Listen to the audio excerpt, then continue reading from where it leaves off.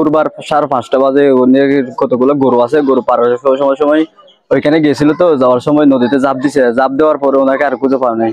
একটা মহিলা ছিল, এর আগে একটু গিয়েছিল, প্রায় 2-3 হাত আগে একটু দেখছিল, দেখার পরে ডুব দিছে, ডুব দেওয়ার পরে ওনাকে আর খুঁজে পাওয়া যায়নি। তারপরে আমরা সারা রাতে ওনাকে করছিলাম, আমরা খুঁজে পাই নাই। তারপরে কালকে ফায়ার সার্ভিস আসছিল, ফায়ার সার্ভিস আসলে কোনো রেসপন্স পাই নাই আমরা। তারপরে এরপর আবার ডুবির আসছিল চট্টগ্রাম থেকে। ডুবির আসার পর না প্রায় 2-3 ঘন্টা পর্যন্ত ওরা খুঁজেছিল, ওরা পাই নাই, ওরা কাল চলে গেছে। কাল চলে যাওয়ার পর আজকে আবার প্রায় 3টার দিকে ওনাকে পাওয়া গেছে। ওই যে ঘটনাস্থলে যেখানে ঢুকছিল ওইখানে একটু পরে বেশ আসে একটা ছেলে এখানে দেখছিল, দেখার পরে কতগুলা মুরব্বী নাকি ওনাকে দেখছে, দেখার পর আমরা গিয়ে নিয়ে আসলাম।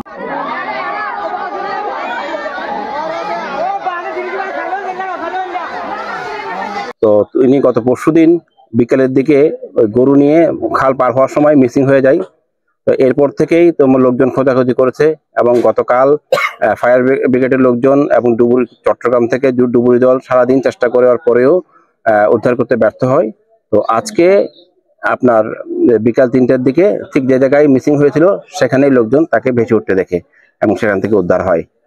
তো লোকটি অত্যন্ত দরিদ্র এবং তার নিজস্ব কোনো গরু নাই বা নিজস্ব কোনো পশু নাই। সে লোকজনের পশু বর্গা নিয়ে এবং লোকজনের জমি জর্গা নিয়ে চাষাবাদ করে চলেন।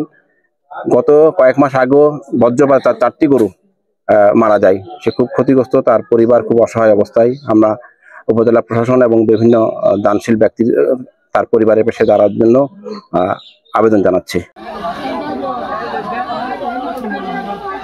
অফাসে গিয়ে মালা ভাড়ার ফাঁসে কিন্তু আসছে দাঁড়া না গরুল্লা আজ ভালো যাবে আর আসত্ব চলে গেছে গরুল্লা এটা ভাই আসুই দাদা গলায় ফেলাই একটা দেখে সাথে সাথে ভাই গিয়ে বাইকে দেখে লাইন দিয়ে দিয়ে বাস